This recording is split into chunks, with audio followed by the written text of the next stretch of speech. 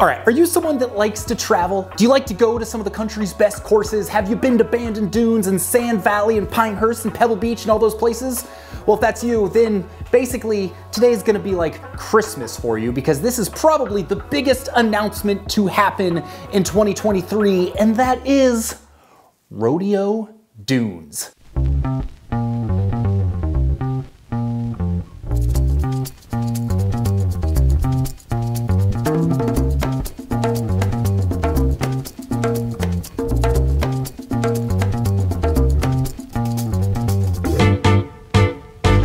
That's right, you might be wondering, what the heck is a Rodeo Dunes? Mike Kaiser, the brainchild of Bandon Dunes Resort, as we all know, is making it a family affair with this new one, with his brother Chris, with his son Michael, and they are building Rodeo Dunes, which honestly, with the latest announcements, it sounds like it could be absolutely spectacular. You look at all of the courses that have been built over the last 10, 20 years in the middle of nowhere that have had huge success. Ballyneal, Sand Hills, Dismal River, the Prairie Club, lately Landman, which has already sold out all of its tee times for this year. It was just a matter of time before someone said, okay, that's cool. You've got your nice little destination private club over there. You've got a nice golf resort with a couple of courses.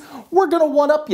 We're gonna build 6 courses on 2,000 acres and turn it into one of the biggest golf resorts in the country. It is an hour outside of Denver, and this thing is going to be massive. So first off, that's exciting, because to get to Bandon Dunes, it's a pain. To get to Sand Valley, kind of a pain.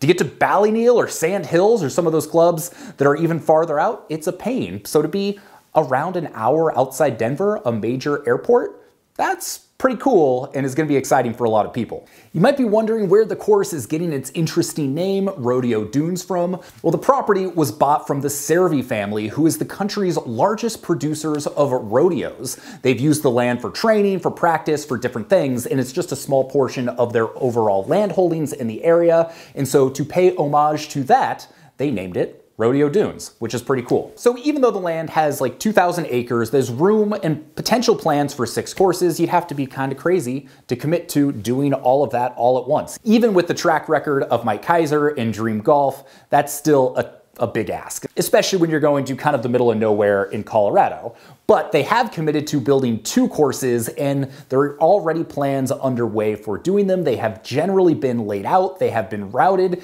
and you can probably guess who is designing the very first one. It is Jim Craig. Who the hell's Jim Craig?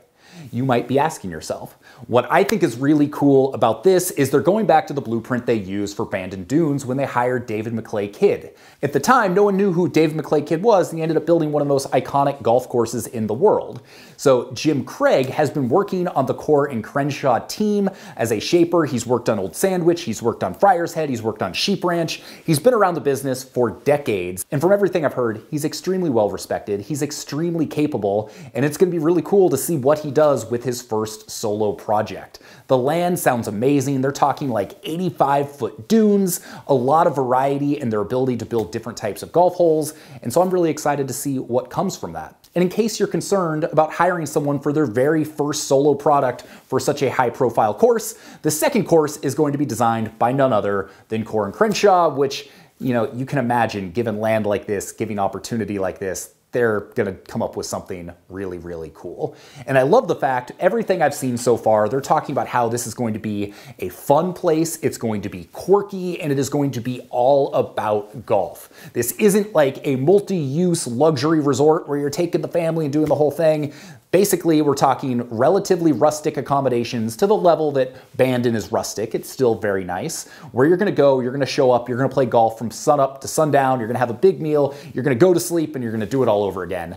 And for people that are obsessed with golf, that's like the kind of resort you want to see more of. So I, for one, am really excited to see where this goes. As of right now, they're talking about potentially having preview play on the first course at the end of 2024. They're expecting the course to open in 2025. They're also talking about plans for a short par 3 course and a wild Himalayas-style putting green, similar to the Punch Bowl at Bandon Dunes, which you gotta love. And most importantly, Dream Golf Resorts, they're really good at building resorts and courses that are fun. The crazy putting greens, the unique par 3 courses, the golf courses with fantastic routings that weave in and out of the natural features in cool and unique ways. So I, for one, I can't wait to see what Rodeo Dunes looks like. It's going to be a very exciting time. It's going to be fun to follow along with the progress, and it's going to be great to see if this actually becomes the next mega destination in golf. I think it's going to be hard not to, assuming everything starts coming to fruition in the way they are expecting it to.